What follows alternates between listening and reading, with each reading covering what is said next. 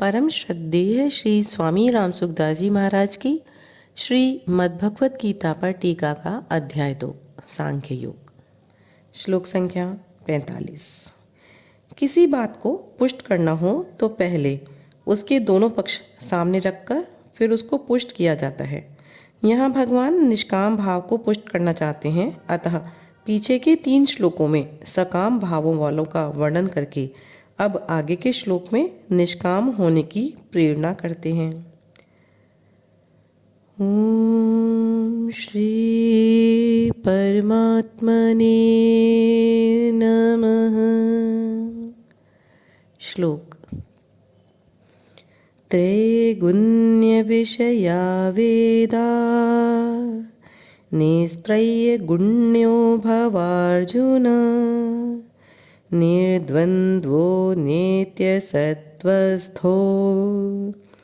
निर्योगक्षेम आत्मवान। श्लोक की व्याख्या। वेद तीनों गुणों के कार्य का ही वर्णन करने वाले हैं।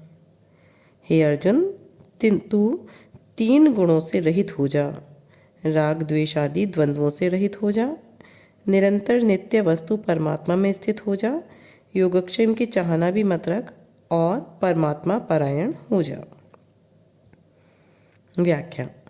त्रैगुण्य विषया वेदः, अर्थात यहाँ वेदों से तात्पर्य वेदों के उस अंश से है जिसमें तीनों गुणों का और तीनों गुणों के कार्य स्वर्ग आदि भोग भूमियों का वर्णन है। यहाँ उपयुक्त पदों का तात्पर्य वेदों की निंदा में नहीं है, प्रत्युत निष्काम भाव की महिमा में है। जैसे हीरे के वर्णन के साथ साथ कांच का वर्णन किया जाए तो उसका तात्पर्य कांच की निंदा करने में नहीं है, प्रत्युत हीरे की महिमा बताने में है। ऐसे ही यहाँ निष्काम भाव की महिमा बताने के लिए ही वेदों के सकाम भाव का वर्णन आया है, निंदा के लिए नहीं। वेद केवल तीनों गुणों का कार्य संसार का ही वर्णन करने वाले हैं, ऐसी बात भी नहीं है। वेदों में परमात्मा और उनकी प्राप्ति के साधनों का भी वर्णन हुआ है। निस्त्रय गुण्यो भवार्जुना, हे अर्जुन, तू 3 गुणों के कार्य रूप संसार की इच्छा का त्याग करके असंसारी बन जा, अर्थात संसार से ऊंचा उठ जा।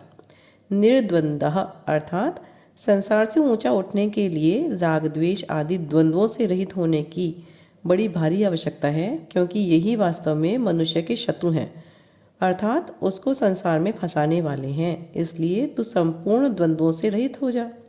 यहाँ भगवान अर्जुन को निर्द्वंद्व होने की आज्ञा क्यों दे रहे हैं?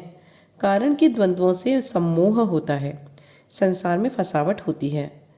जब साधक निर्द्वंद्व होता है तभी वह दृढ़ होकर भजन कर सकता है। निर्द्वंद्व होने से साधक सुखपूर्वक संसार बंधन से मुक्त हो जाता है। निर्द्वंद्व होने से मूढ़ता चली जाती है। निर्द्वंद्व होने से साधक कर्म करता हुआ भी बंधता नहीं है।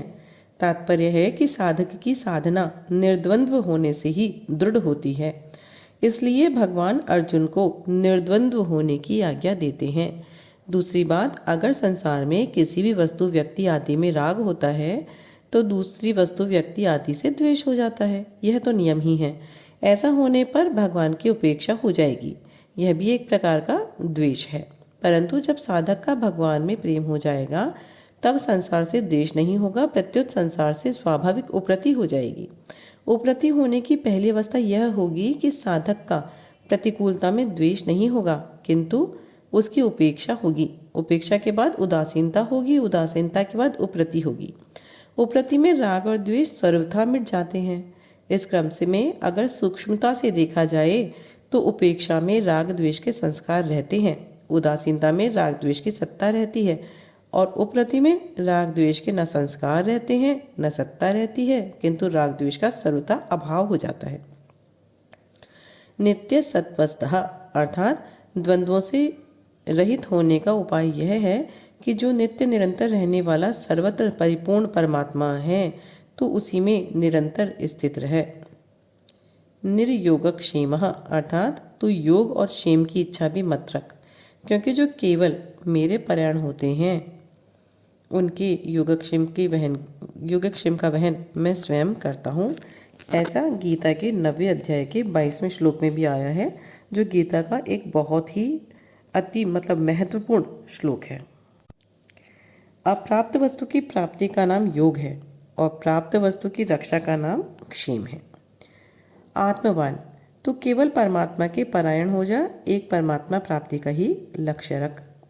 इस श्लोक का परिशिष्ट भाव।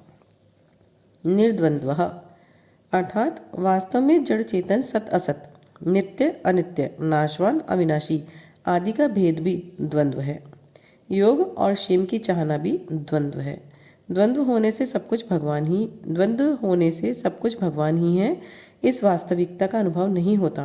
कारण कि जब सब कुछ भगवान ही है तो फिर जड़ चेतन आदि का द्वंद्व कैसे रह सकता है। इसलिए भगवान ने अमृत और मृत्यु, सत और असत दोनों को अपना स्वरूप बताया है। अमृतम चैव मृत्युश्च सद सच्चाहम अर्जुन। गीता के 9वें अध्याय का 19वां श्लोक है ये। श्लोक संख्या 45 अध्याय 2 यहाँ संपूर्ण होती है। इति।